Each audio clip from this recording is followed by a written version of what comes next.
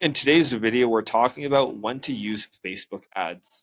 Number one is when you want speed. So let's just say you don't want to wait 3 to 4 weeks to launch a cold email campaign. You can typically get a campaign up and running in only a few hours. Next, you'll typically need a TAM, a total addressable market that's above 50,000 people in size because you need Facebook and Instagram to have the amount of accounts necessary to reach. From there, you'll want to have capital to invest. Facebook ads could be extremely costly if you don't know what you're doing, but regardless, to test a campaign, you'll always want to have at least $500 to $1,000 per campaign that you want to run just for testing purposes. From there, you'll always want to constantly iterate. So if you don't have a team in place like a copywriter, a designer, a strategist, you may want to potentially learn those skills or hire them out. So, what are Facebook ads? Well, Facebook ads or meta ads are the sponsored posts that you see whenever you're scrolling on Facebook or on Instagram. How they work or how you could set them up is you go to business.facebook.com. You could set up a business and then an ads manager. It'll look something like this. And then from there, you are setting up a campaign. So, what does the campaign look like, and what are the three components? First off, you'll have your campaign. This is where you're essentially choosing the budget or the campaign objective.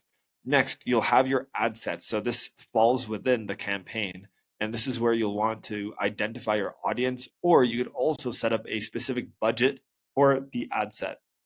Instead of the ad set, you can have multiple ads. So this is where you can test different hooks. So the way you start your ad, and then the different creatives. So the actual visual assets that an ad has. Once you have your campaign, your ad sets, and then your ads set up, you'll typically push all the traffic to a website. And then from your website, what you might be doing is you might be trying to sell a low ticket product, something that's typically under $100. You might be running an application or a form. You might be trying to get emails, so you might have an opt-in form. And then finally, you could also try and run some engagement to your social media or some sort of challenge here as well. Now, let's just say that after someone engages with your website, they submit their information. What happened? Well, you'll typically want to nurture them. And then finally, you could push those people that you nurture to other softwares if they're not unqualified, where you could get affiliate revenue, or you could have a higher ticket product on the back end. So people will go through this initial part of your business first. They'll engage with it. And then once they learn more about who you are, what they do, and if they believe that you could help them, well, they'll buy your high ticket product afterwards. Now, in terms of some Facebook recommendations, typically what happens is you'll need to have a front end offer that's easy for people to say yes to. What I mean by that is you don't want to make people jump through hoops to say yes or to work with you if they haven't heard of you before. Typically, you want to make it as easy as possible. So you're thinking about the total amount of clicks someone has to press on their phone or on their laptop in order to work with you. You want to minimize that as much as possible.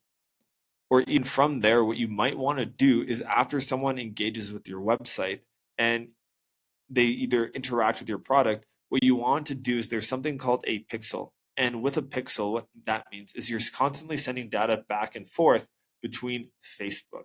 So let's just say someone goes through a form, they are qualified and they have the budget, they have a need, they have a timeline in mind when they want to work with you and your services. You'll send a message back to Facebook to say, hey, give me more people like that. And then for every single person that is unqualified, you will not send that ping back to Facebook. Finally, to wrap up, a question that I get pretty often with Facebook ads is, hey, can you go after this very specific type of person?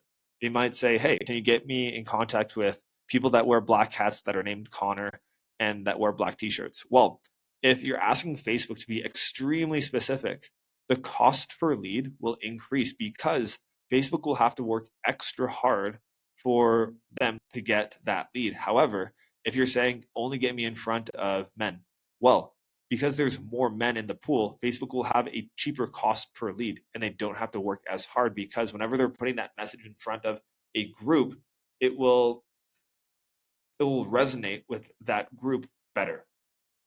Finally, so that's what we covered today. We're covering Facebook ads, when to use them, the overall campaign structures, and then finally some best practices. If you have any questions about Facebook ads, feel free to drop them below, and I'll see you on the next video. Bye-bye.